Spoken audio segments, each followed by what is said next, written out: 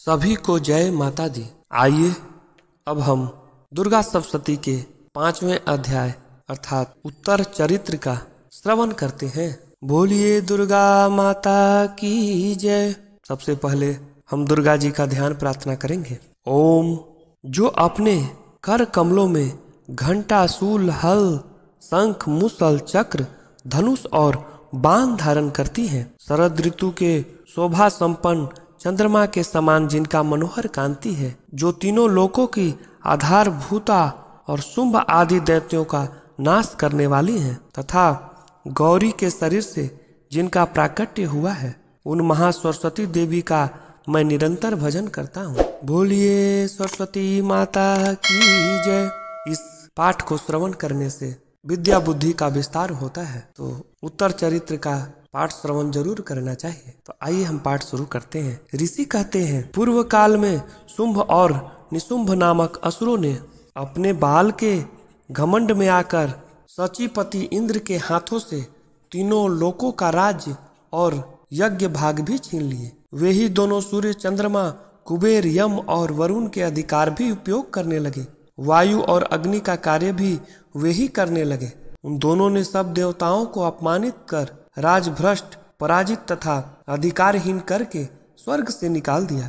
उन दोनों महान असुरों से तिरस्कृत देवताओं ने अपराजित देवी का स्मरण किया और सोचा, जगदम्बा हम लोगों को वर दिया था कि आपत्ति काल में स्मरण करने पर मैं तुम्हारी सब आपत्तियों का नाश कर दूंगी। यह विचार कर देवता गिरिराज हिमालय पर गए और वहां भगवती विष्णु माया की स्तुति करने लगे। देवता बोले, देवी को नमस्कार है, महादेवी शिवा को सर्वदा नमस्कार है, प्रकृति एवं भद्रा को प्रणाम है। हम लोग नियम पूर्वक जगदम्बा को नमस्कार करते हैं, रौद्र को नमस्कार करते हैं, नित्या, गौरी एवं धात्री को बार बार नमस्कार है। ज्योत्सनामयी चंद्र रूपिणी सुख स्वरूपा देवी को सतत प्रणाम है। शरणागतों का कल्याण करने वाली वृद्धि एवं सिद्धि रूपा देवी को हम बार बार नमस्कार करते हैं। राक्षसों की लक्ष्मी, राजाओं की लक्ष्मी तथा शिवपत्नी स्वरूपा आप जगदम्बा को बार बार नमस्कार है। दुर्गा, दुर्गपरा, दुर्गम, संकट से पार उतारने वाली, सारा अर्थात सबकी सारभूता, सर्वकारणिक ख्याति कृष्णा और धूम्रा देवी को सर्वदा नमस्कार है। अत्यंत सौभ्य तथा अत्यंत रौद्र रूपा देवी को हम नमस्कार करते हैं, उन्हें हमारा बारंबार प्रणाम है। जगत की आधारभूता कृति देवी को बार बार नमस्कार है। जो देवी सब प्राणियों में विष्णु माया के नाम से कही जाती है, उनको नमस्कार है, उनको नमस्कार है, उनको बार बार नमस्कार है। जो देवी सर्व प्राणियों में चेतना कहलाती है, उनको नमस्कार है, उनको नमस्कार है, उनको बारंबार नमस्कार है। जो देवी सब प्राणियों में बुद्धि स्वरूप से स्थित है, उनको नमस्कार है, उनको बारंबार नमस्कार है। जो देवी सब प्राणियों में श्रद्धा रूप से स्थित है, उनको नमस्कार है, उनको नमस्कार है, उनको बारंबार नमस्कार है। जो देवी सब प्राणियों में छाया रूप से स्थित है, उनको नमस्कार है, उनको नमस्कार है, उनको बारंबार नमस्कार है। जो देवी सब प्राणियों में शक्ति स्वरूप स्थित है, उनको नमस्कार है, उनको नमस्कार है, उनको बारंबार नमस्कार है। जो देवी सब प्राणियों में तृष्णा रूप से स्थित है, उनको नमस्कार है, उनको नमस्कार है, उनको बारंबार नमस्कार है। जो देवी सब प्राणियों में क्षमा रूप से स्थित है, उनको नमस्कार है, उनको नमस्कार है, उनको बारंबार नमस्कार है। जो देवी सब प्राणियों में जाति रूप से स्थित है, उनको नमस्कार है, उनको नमस्कार है, उनको बारंबार नमस्कार है। जो देवी सब प्राणियों में लज्जा रूप से स्थित है, उनको नमस्कार है, उनको नमस्कार है, उनको बारंबार नमस्कार है। जो देवी सब प्राणियों में शांति रूप से स्थित है, उनको नमस्कार है, उनको नमस्कार है, उनको बारंबार नमस्कार है। जो देवी सब प्राणियों में श्रद्धा रूप से स्थित है, उनको नमस्कार है, उनको नमस्कार है, उनको बारंबार नमस्कार है। जो देवी सब प्राणियों में कांति रूप से स्थित है, उनको नमस्कार है, उनको नमस्कार है, उनको बारंबार नमस्कार है। जो देवी सब प्राणियों में लक्ष्मी स्वरूप से स्थित हैं, उनको नमस्कार है, उनको नमस्कार है, उनको बारंबार नमस्कार है। जो देवी सब प्राणियों में वृत्ति रूप से स्थित हैं, उनको नमस्कार है, उनको नमस्कार है, उनको बारंबार नमस्कार है। जो देवी सब प्राणियों में स्मृति रूप से स्थित हैं, उनको नमस्कार है, उनको नमस्कार है, उनको बारंबार नमस्कार है। जो देवी सब प्राणियों में दया रूप से स्थित हैं, उनको नमस्कार है, उनको नमस्कार है, उनको बारंबार नमस्कार है। जो देवी सब प्राणियों में तुष्टि रूप से स्थित हैं, उनको नमस्कार है, उनको नमस्कार है, उनको बारंबार नमस्कार है। जो देवी सब प्राणियों में माता रूप से स्थित हैं, उनको नमस्कार है, उनको नमस्कार है, उनको बारंबार नमस्कार है। जो देवी सब प्राणियों में भ्रांति रूप से स्थित हैं, उनको नमस्कार है, उनको नमस्कार है, उनको बारंबार नमस्कार है। जो जीवों के इंद्रिय वर्ग की अधिष्ठात्री देवी एवं सब प्राणियों में सदा व्याप्त रहने वाली है, उन व्याप्ति देवी को बार बार नमस्कार है। जो देवी चैतन्य रूप से इस संपूर्ण जगत को व्याप्त करके स्थित हैं, उनको नमस्कार है, उनको नमस्कार है, उनको बारंबार नमस्कार है। पूर्व काल में अपने अभिष्ट की प्राप्ति होने से देवताओं ने उनकी स्तुति की तथा देवराज इंद्र ने बहुत दिनों तक जिनका सेवन किया, वह कल्याण की साधनाभूत ईश्वरी हमारा कल्याण और मंगल करे तथा हमारी आपत्तियों का नाश कर डाले। उदंड दैत्यों से सताए हुए हम सभी देवता जिन परमेश्वरी को इस समय नमस्कार करते हैं तथा जो भक्ति से विनम्र पुरुष द्वारा स्मरण की जाने पर तत्काल ही संपूर्ण विपत्तियों का नाश कर देती हैं, वे जगदम्बा हमारा संकट दूर करें। ऋषि कहते हैं, राजन, इस प्रकार जब देवता स्तुति कर रहे थे, उसी समय पार्वती देवी गंगा जी के जल में स्नान करने के लिए वहाँ उन सुंदर भावों वाली भगवती ने देवताओं से पूछा, आप लोग यहाँ किसकी स्तुति कर रहे हैं? तब उन्हीं के शरीर कोश से प्रकट हुई शिवा देवी बोली, शुंभ दैत्य से तिरस्कृत और युद्ध में निशुंभ से पराजित हो यहाँ एकत्रित हुए हैं, वे समस्त देवता यह मेरी ही स्तुति कर रहे हैं। पार्वती जी के शरीर कोश से अंबिका का प्रादुर्भाव हुआ था, इसीलिए वे समस्त लोकों में कौशिकी कही जाती हैं। कौशिकी के प्रकट होने के बाद पार्वती देवी का शरीर काले रंग का हो गया, अतः वे हिमालय पर रहने वाली कालिका देवी के नाम से विख्यात हुए। तदंतर शुंभ निशुंभ के भृत्य चंड मुंड वहां आए और उन्होंने परम मनोहर रूप धारण करने वाली अंबिका देवी को देखा। फिर वे शुंभ के पास जाकर बोले, महाराज, एक अत्यंत मनोहर स्त्री है जो अपनी दिव्य कांति से हिमालय को प्रकाशित कर रही है। वैसा उत्तम रूप कहीं किसी ने भी नहीं देखा होगा। असुरेश्वर, पता लगाइए वह देवी कौन है और उसे ले लीजिए। स्त्रियों में तो वह रत्न है, उसका प्रत्येक अंग बहुत ही सुंदर तथा वह अपने श्री अंगों के प्रभा से संपूर्ण दिशाओं में प्रकाश फैला रही है। दैत्यराज, अभी वह हिमालय पर ही मौजूद है, आप उसे देख सकते हैं।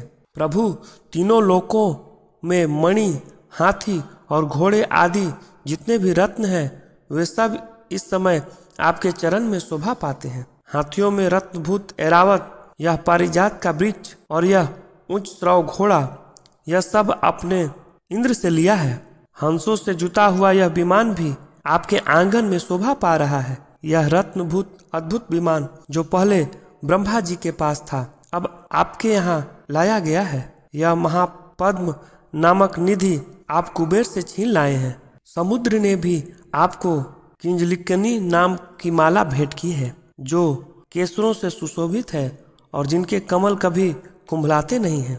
स्वर्ण की वर्षा करने वाला वरुण का छत्र भी आपके घर में शोभा पा रहा है तथा यह श्रेष्ठ रथ जो पहले प्रजापति के अधिकार में था, अब आपके पास मौजूद है। दैतेश्वर मृत्यु की उत्कांतिदा नाम वाली शक्ति भी आपने छीन ली है तथा वरुण का पास और समुद्र में होने वाले सब प्रकार के रत्न आपके भाई निशुंभ के अधिकार में है। अग्नि ने भी स्वतः शुद्ध किए हुए 2 वस्त्र आपकी सेवा में अर्पित किए हैं। दैत्यराज, इस प्रकार सभी रत्न आपने एकत्र कर लिए हैं, फिर भी यह स्त्रियों में रत्न रूप कल्याणमयी देवी है, इसे आप क्यों नहीं अपने अधिकार में लेते? ऋषि कहते हैं, चंडमुंड का यह वचन सुनकर शुंभ ने महादैत्य सुग्रीव को दूत बनाकर देवी के पास भेजा और कहा, तुम मेरी आज्ञा से उसके सामने ये बात कहना और ऐसा उपाय करना जिससे प्रसन्न होकर वह शीघ्र ही यहाँ आ जाए। वह दूत पर्वत के अत्यंत रमणीय प्रदेशों में जहाँ देवी मौजूद थी वहां गया और मधुर वाणी कोमल वचन में बोला, देवी, दैत्यराज शुंभ इस समय तीनों लोक के परमेश्वर हैं। मैं उन्हीं का भेजा हुआ दूत हूँ और यहाँ तुम्हारे पास आया हूँ। उनकी आज्ञा सदा सब देवता एवं एक स्वर से मानते हैं। सब देवता एक स्वर से मानते हैं, कोई उसका उल्लंघन नहीं कर सकता। वे संपूर्ण देवताओं को परास्त कर चुके हैं। उन्होंने तुम्हारे लिए जो संदेश दिया है उसे सुनो। संपूर्ण त्रिलोक मेरे अधिकार में है, देवता भी मेरे आज्ञा के अधीन है। संपूर्ण यज्ञों के भोगों को मैं ही पृथक पृथक भोगता हूँ। तीनों लोकों में जितने श्रेष्ठ रत्न हैं वे सब मेरे अधिकार में हैं। देवराज इंद्र का वाहन ऐरावत जो हाथियों में रत्न के समान है उसे मैंने छीन लिया है। क्षीर सागर का मंथन करने से जो अश्वरत्न उच्चैश्रवा प्रकट हुआ था उसे देवताओं ने मेरे पैरों पड़कर समर्पित किया है। सुंदरी, उनके सिवा और भी जितने रत्न पदार्थ देवताओं, गंधर्वों और नागों के पास थे वे सब मेरे ही पास आ गए हैं। देवी, हम लोग तुम्हें संसार की स्त्रियों में रत्न मानते हैं, अतः तुम हमारे पास आ जाओ, क्योंकि रत्नों का उपयोग करने वाले हम ही हैं। चंचल कटाक्ष वाली सुंदरी, तुम मेरी या मेरे भाई पराक्रमी निशुंभ की सेवा में आ जाओ, क्योंकि तुम रत्न स्वरूपा हो। मेरा वर्ण करने से तुम्हें तुलना रहित महान ऐश्वर्य की प्राप्ति होगी। अपनी बुद्धि से यह विचार कर तुम मेरी पत्नी बन जाओ।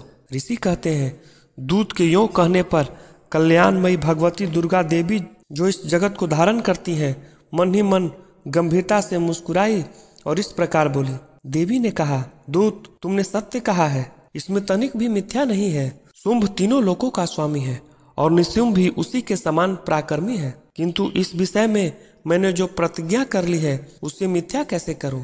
मैंने अपनी अल्प बुद्धि के कारण पहले से जो प्रतिज्ञा कर रखी है उसे सुनो। जो मुझे संग्राम में जीत लेगा, जो मेरे अभिमान को चूर कर देगा तथा संसार में जो मेरे समान बलवान होगा वही मेरा स्वामी होगा। इसीलिए शुंभ अथवा महादैत्य निशुंभ स्वयं ही यहाँ पधारे और मुझे जीत कर शीघ्र ही मेरा पानी ग्रहण कर लें। इसमें विलंब की क्या आवश्यकता है? दूत बोला, देवी, तुम घमंड में भरी हो, मेरे सामने ऐसी बात न करो। तीनों लोकों में कौन ऐसा पुरुष है जो शुंभ निशुंभ के सामने खड़ा हो सके? देवी, अन्य दैत्यों के सामने भी सारे देवता युद्ध में नहीं ठहर सकते, फिर तुम अकेली स्त्री होकर कैसे ठहर सकती हो? जिस शुंभ आदि दैत्यों के सामने इंद्र आदि सब देवता भी युद्ध में खड़े नहीं हुए, उनके सामने तुम स्त्री होकर कैसे जाओगे? इसीलिए तुम मेरे ही कहने से शुंभ निशुंभ के पास चली चलो। ऐसा करने से तुम्हारे गौरव की रक्षा होगी, अन्यथा जब वे केस पकड़कर घसीटेंगे तब तुम्हें अपनी प्रतिष्ठा खोकर जाना पड़ेगा। देवी ने कहा, तुम्हारा कहना ठीक है, शुंभ बलवान है और निशुंभ भी बड़े पराक्रमी है, किंतु क्या करूं, मैंने पहले बिना सोचे समझे प्रतिज्ञा कर ली है। अब तुम जाओ, मैंने तुमसे जो कुछ कहा है वह सब दैत्यराज से आदर पूर्वक कहना, फिर जो उचित जान पड़े करेंगे। इस प्रकार 5वां अध्याय पूर्ण हुआ। बोलिए दुर्गा माता की जय। नवरात्र के चतुर्थ दिन माँ कुष्मांडा की पूजा की जाए। यह शक्ति का चौथा स्वरूप है। इन्हें सूर्य के समान तेजस्वी माना गया है। माँ के स्वरूप की व्याख्या हम आपको बतलाते हैं। इनकी 8 भुजाएं हैं जो कि हमें कर्मयोगी जीवन को अपनाकर तेज अर्जित करने की प्रेरणा देती है। इनकी मधुर मुस्कान हमारे जीवन शक्ति का संवर्धन करते हुए हमें हंसते हुए कठिन से कठिन मार्ग पर चलने की प्रेरणा देती है। माँ दुर्गा के चौथे स्वरूप का नाम कुष्मांडा है। अपनी मंद हंसी के द्वारा अर्थात ब्रह्मांड को उत्पन्न करने के कारण इन्हें कुष्मांडा देवी के नाम से भी जाना जाता है। जब सृष्टि का अस्तित्व नहीं था, चारों ओर अंधकार ही अंधकार परिव्याप्त था, तब माँ ने अपने हास्य से ब्रह्मांड की रचना की। यही सृष्टि की आदि स्वरूपा आदि शक्ति हैं। इनकी 8 भुजाएं हैं। इनके 7 हाथों में क्रमशः कमंडल, धनुष, वाण, कमल पुष्प, अमृत पूर्ण कलश, चक्र तथा गदा है। 8वें हाथ में सभी सिद्धियों और निधियों को देने वाली जप माली है। इनका निवास स्थान सूर्य मंडल के भीतर के लोक में है। इन्हीं कारण इनकी क्षमता और शक्ति केवल इन्हीं में है। इनके शरीर की कांति और प्रभा भी सूर्य के समान ही दिव्यमान है। इनका निवास स्थान सूर्य मंडल के भीतर के लोक में है। वहाँ निवास करने की क्षमता और शक्ति केवल इन्हीं में है। इनके शरीर की कांति और प्रभा भी सूर्य के समान दिव्यमान है। माँ कुष्मांडा की उपासना से भक्तों के समस्त रोग शोक मिट जाते हैं। इनकी भक्ति से आयु, यश, बल और आरोग्य की वृद्धि होती है। माँ कुष्मांडा अल्प सेवा और थोड़े भक्ति से प्रसन्न होने वाली है। इनका वाहन सिंह है। नवरात्र पूजन के चौथे दिन कुष्मांडा देवी के स्वरूप की उपासना की जाती है। इस दिन माँ कुष्मांडा की उपासना से आयु, यश, बल और स्वास्थ्य में वृद्धि होती है। तो मिलते हैं 5वें स्वरूप के साथ। तब तक के लिए जय माता दी। जय गिरि नंदिनी नंदिता मेदिनी विश्व विनोदिनी नंदनुते गिरिवर विंध्य शिरोधिनी वासिनी विष्णु विलासिनी जिष्णुनुते भगवती हे सिति कंठ कुटुंबिनी भूरि कुटुंबिनी भूरि कृते जय जय हे महिषासुर मर्दिनी रम्यकपर्दिनी शैलसुते जय जय हे महिषासुर मर्दिनी रम्यकपर्दिनी शैलसुते।